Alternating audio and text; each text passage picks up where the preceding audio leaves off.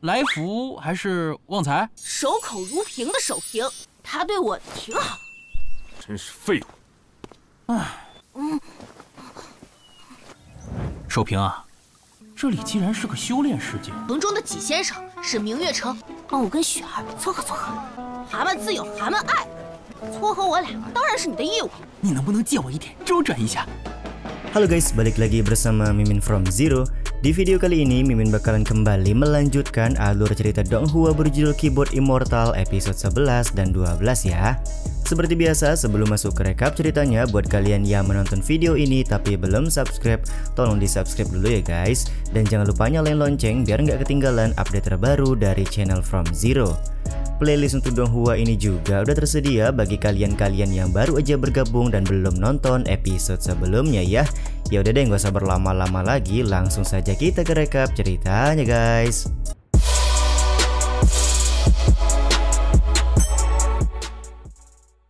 Episode kali ini dimulai dengan Zuan yang sedang tertidur tiba-tiba saja dibangunkan oleh Su'er yang masuk ke dalam kamar. Tapi ternyata Zuan sedang ngelantur karena orang yang masuk ke dalam kamar bukanlah Su'er melainkan Cheng Xiaoping. Ternyata hari ini merupakan hari pertama bagi Xiaoping menjadi seorang pengawal atau pelayan pribadi dari Zuan atas perintah dari Chuyan. Di satu sisi Zuan sedikit kaget karena ternyata pelayan yang dicarikan oleh istrinya masih begitu muda. Bahkan di sini Xiaoping memanggil Zuan dengan sebutan paman. Buya. 来福还是旺财？守口如瓶的守平。 Xiaoping pun akhirnya memperkenalkan diri di hadapan Zuan sembari memberitahukan kalau nama Cheng Xiaoping merupakan nama pemberian dari Nona Chuyan. Bang MC Zuan sendiri tampak senang karena istrinya memilihkan pelayan untuknya secara pribadi. Selain itu dia meminta Xiaoping untuk berjaga saja karena hari ini Zuan hendak tidur. Ketika Zuan sedang tertidur, dia sedikit bersin. Sontak hal ini pun membuat Xiaoping panik dan berlari mengambilkan selimut yang begitu tebal untuk diberikan kepada Zuan. Tapi ketika Zuan terbangun, dia cukup kaget karena ada batu yang begitu besar menimpa tubuhnya. Ternyata batu tersebut hanyalah hayalan dari Zuan semata karena sebenarnya badan dari Zuan hanya ditimpa oleh banyak selimut tebal. Xiaoping kemudian menjelaskan kalau dia sedikit khawatir karena Zuan kedinginan ketika tidur, jadi sedari itulah dia membawakan banyak selimut. Beberapa saat kemudian, ketika Zuan hendak mencari udara segar, dia hampir menginjak sebuah batu. Tapi belum sempat menginjak batu tersebut, Xiaoping dengan cepat menendang batu agar Zuan tidak tersandung. Tapi inilah yang terjadi. Alih-alih menendang batu, Xiaoping malah menendang kaki dari Zuan. Zuan yang malang. Melihat Zuan kesakitan, Xiaoping langsung berlari untuk mengambilkan sesuatu. Ternyata Xiaoping sudah mengambilkan obat urut untuk mengobati kaki Zuan yang terluka. Tapi seketika wajah dari Bang MC memerah karena obat urut yang diambil oleh Xiaoping merupakan minyak cabai yang diambil dari dapur umum keluarga Chu.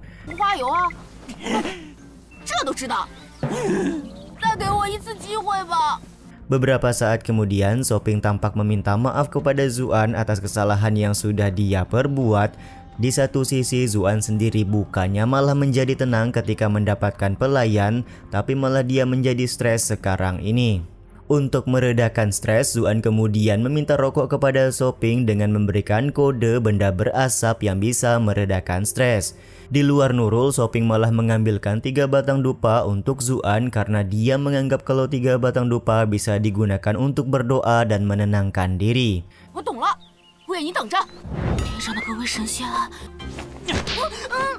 Sontak hal ini pun membuat Zuan kesal. Bang MC kemudian nampol kepala Xiaoping untuk memberi Xiaoping pelajaran. Tapi tiba-tiba saja muncul poin kemarahan karena ternyata adik laki-laki dari Chuyan melihat tampolan yang dilakukan oleh Zuan kepada Xiaoping barusan. Adik laki-laki Chuyan tampak kesal karena Zuan memperlakukan pelayan dengan begitu buruk.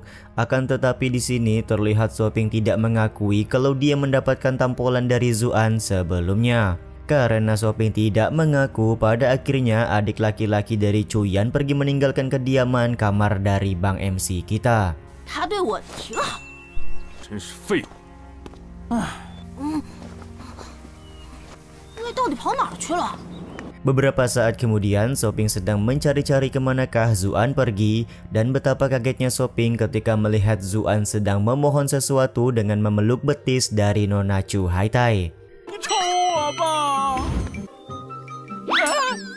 Kedatangan Shopping tentu saja membuat Chu Haitai dan juga Zuan kaget karena Chu Haitai tidak ingin kehilangan muka karena sudah berdekatan dengan Zuan. Dia pun langsung menendang Zuan dan pergi begitu saja. Setelah kepergian dari Chu Haitai, Zuan pun bertanya ada urusan apa Shopping datang karena adegan dewasa seperti ini tidak boleh dilihat oleh anak kecil. 看什么看？ 您这是病。 Di luar Nurul, Shopping berkata kalau dia mengetahui Zuan terkena sebuah penyakit, jadi tentu saja Zuan tidak akan bisa berhubungan dengan wanita.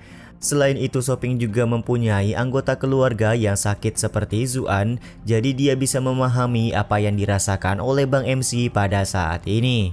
Karena Shopping sudah mengetahui penyakitnya, Zuan kemudian bertanya di manakah dia bisa mendapatkan pengobatan seperti anggota keluarga Shopping yang menderita penyakit yang sama.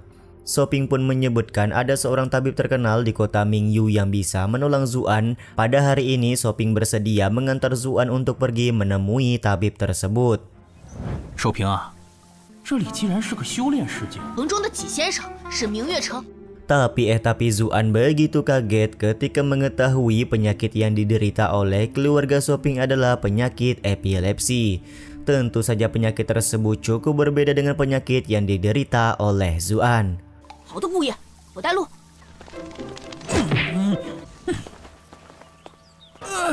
没想到啊， Beberapa saat kemudian, Zuan dan Shopping sudah berada di perjalanan menuju tempat pengobatan. Tampak Zuan juga bertanya-tanya kenapa penjaga gerbang kediaman keluarga Chu membiarkan mereka keluar begitu saja. Shopping pun menjelaskan kalau penjaga gerbang sudah mengetahui Zuan adalah menentu sampah, jadi Zuan tidak akan bisa membuat keributan di luar dari kediaman keluarga Chu. Sambil berjalan, Shopping juga menjelaskan kalau pasar yang mereka lewati sekarang merupakan pasar yang dikelola oleh keluarga Chu. Karena pasar-pasar ini pula keluarga Chu menjadi salah satu keluarga besar yang ada di kota Mingyu sekarang ini. Zuan pun di sini sedikit kaget karena menurutnya di dunia kultivasi biasanya keluarga besar selalu berbisnis tambang dan memelihara binatang monster. Tapi kenapa keluarga Chu malah mengelola pasar seperti ini? Shopping pun menyebutkan tidak semua orang bisa menjadi praktisi bela diri. Jadi di kota Mingyu yang paling menguntungkan adalah dengan berjualan dan mengurus pasar seperti sekarang. 家的产业啊？ 可不要小瞧了这两样，是到天地元气去修炼的。 Akhirnya Zuan bisa memahami kenapa keluarga Chu memilih untuk mengurus pasar seperti ini.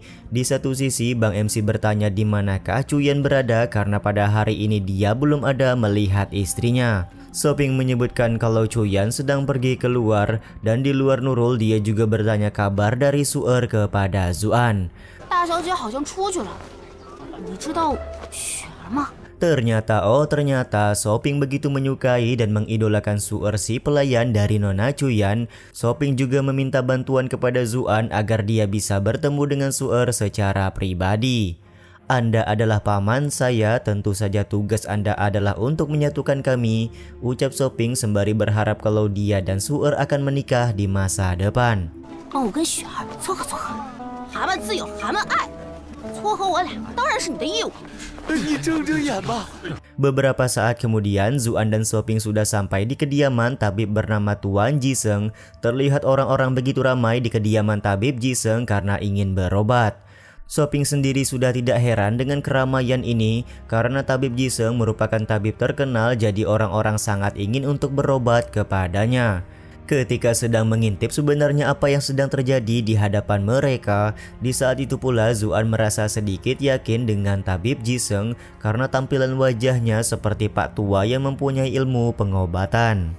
Sementara itu, Shopping memberikan informasi kalau Zuan harus membayar uang sebanyak 100 tael terlebih dahulu untuk mendapatkan antrian pengobatan. Jika tidak, tentu saja mereka tidak akan bisa berobat dengan tabib Jiseng. 看什么？那个，跟我扒开人群直接上，这神医说不定真有点东西。几神医立下了规矩。